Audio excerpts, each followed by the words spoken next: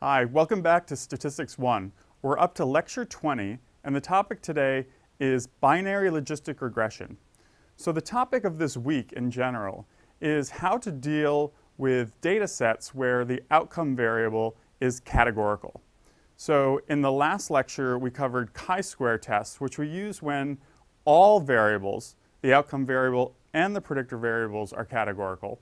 Here in binary logistic regression, we can have an outcome variable that's categorical, but the predictors may be categorical and or continuous. So I've divided this lecture up into just two segments. In the first segment, I'll give you an overview of binary logistic regression, and then in the second segment, we'll walk through a full example. So in this first segment, I want to talk about sort of the concept of binary logistic regression and how it's different from regular simple regression or multiple regression that we covered a few weeks ago. So as I mentioned, it's appropriate when predicting a categorical variable that's binary, just has two possible outcomes. And from a set of predictors that could be continuous, could be categorical, could be a combination of both. So it's the same exact logic as multiple regression, except now instead of having a continuous outcome variable with a normal distribution, we have a binary categorical outcome variable. So we'll do binary logistic regression here in this lecture, but it's an easy extension to do what's called multinomial regression, which is if we have a categorical variable that has more than two levels. Just for the sake of time, I'm just going to cover binary logistic, but hopefully you'll see how it can be extended into multinomial regression. So here was the formula for multiple regression, which we covered in detail in several lectures a few weeks ago. We're predicting some score y on an outcome variable, but in multiple regression we were assuming a nice continuous variable with a nice normal distribution. Now our y variable is going to be categorical and binary, just 0 or 1. So here's the formula for binary logistic regression. We're going to take the natural log of the outcome variable over 1 minus the outcome variable. And that may look very weird to you, looked very weird to me the first time I encountered binary logistic regression. So we're going to spend some time in this first segment talking about why that's the left-hand side of the equation now in our regression formula. Notice all the other variables stay the same. We have a bunch of predictors, and we're going to estimate a bunch of regression coefficients. But why do we have this logarithmic function over here on the left-hand side of the equation? Well, it's very simple if you think about it. We're trying to predict an outcome variable that can only take on one of two values, 0 or 1. So we have to come up with a predicted score that falls between 0 and 1. And we use the logistic function to do that. So this is the logistic function. So imagine we're trying to predict, say, the diagnosis of some disease that's much more common in, say, elderly adults than in younger adults. So we could have, on the x-axis, imagine we had age. If we're predicting the likelihood of some disease, then if we're actually predicting the diagnosis, then when you're at the lower end of the age distribution, I'm just going to predict a bunch of zeros, and at the higher end of the distribution, I'm going to predict a bunch of ones. So the scatter plot in these kinds of examples will look exactly like that. You'll have a lot of dots down here and a lot of dots down here. So to fit that plot, we need a logistic function. And notice that on the y-axis, we need our predicted scores to fall between 0 and 1. So that's why we have this transformation on the left hand of our regression equation. You might just think, well, why not just calculate the probability of the outcome as a function of all our predictors?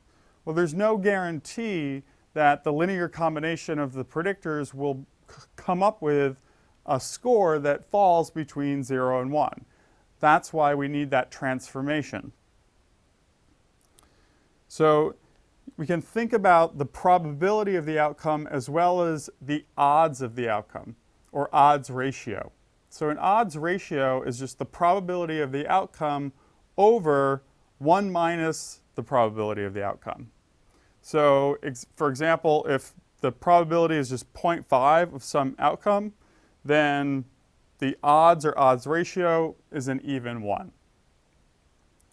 If we take the natural log of the odds, that's called the log odds or logit. And the logit is what you see on the left-hand side of the equation in binary logistic regression.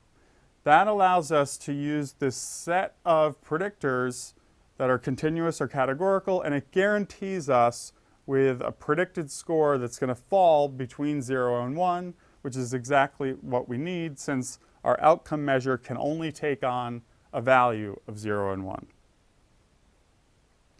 So the logit is that important transformation that gets us to be able to use this multiple regression technique with this binary categorical outcome. Again, the probability of the outcome is just the odds over 1 plus the odds, and we can think about odds as the probability of the outcome over the probability of the opposite of the outcome. So let's consider an example just to sort of make this more concrete. So if the outcome variable in a binary logistic regression is a faculty member being promoted to tenure, and the predictor variable is how many publications that faculty member has, let's say we got the following output from a regression analysis. Again, let's assume it's standardized just to make that easier. And the regression coefficient is 0.39. What does that mean? Well, remember this is regression. So what that means is for every 1 unit increase in x, that's the predicted change in y. But in this case, that's the predicted change in the logit, which is a little bit abstract and odd. So let's go to the next slide. And remember that we can take the logit, convert it into odds ratios, convert it into probabilities. So let's just do that. We have a logit of 0.39. Well, that was the regression coefficient, right? So a 1 unit increase in x, so 1 unit increase in publications means I'm going to predict a 0.39 increase in the logit. Well, what does that mean in the real world? Well, a logit of 0.39 translates to an odds ratio of 1.48. So that means the odds of promotion are multiplied by 1.48 for every 1 more publication a faculty member has. Again, let's try and make that a little more concrete. Well, if the odds of promotion was, say, 16 publications is 1.27, then the odds of promotion with 17 publications, 1 more, is 1.27 times 1.48, or 1.88. Now we can represent that in terms of probability, which for me makes the most sense. So down at the bottom, publications, if you have 17 publications, that means the probability of promotion is 0.65, because probability of promotion is odds over 1 plus odds, and we already did our odds calculation. So the point of this exercise is that the logit is a sort of difficult abstract concept to wrap your head around. The scale is sort of hard to interpret, but just know that you can take that logit value and convert it into odds ratios and convert that into probabilities, which I think are much more easier to interpret and to make some sense out of in terms of prediction. So with a binary logistic regression, we're going to have a few hypothesis tests. And this is really not that different from a regular multiple regression.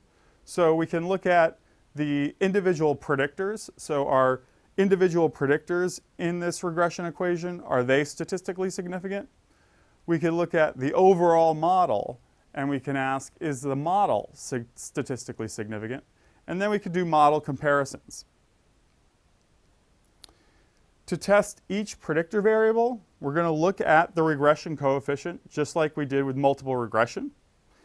But again, what's more meaningful is looking at the odds ratio. So we're going to convert that predicted change in the logit to an odds ratio. What we can also do in logistic regression, which is common, is called a Wald test, which will test the model with the predictor versus a model without the predictor. We can see how well does the model fit with the predictor in and then with the predictor taken out. And that's called a Wald test, very common in logistic regression and in more advanced statistics. So to test the overall model, we're going to compare a chi-square with all the predictors in the model to a chi-square that assumes no relationship between all the predictors and the outcome, otherwise known as the null model. Or we can just compare multiple models, and we'll do that with the Wald test. Another way to test the overall efficacy of the model is to see how well it classifies cases, right? So we can make a prediction about each individual case in our data set and make a prediction as to whether it's a 0 or a 1, and then we can look at the percentage of cases classified correctly. That's another way to assess the overall fit of the model. So to wrap up this segment, binary logistic regression is appropriate when we're predicting a binary categorical outcome variable from a set of predictors that could be continuous and or categorical.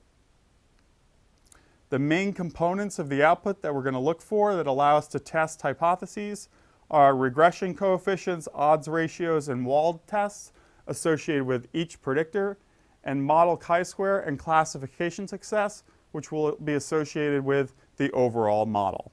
And we'll look at all of this in the next segment when we walk through an actual example.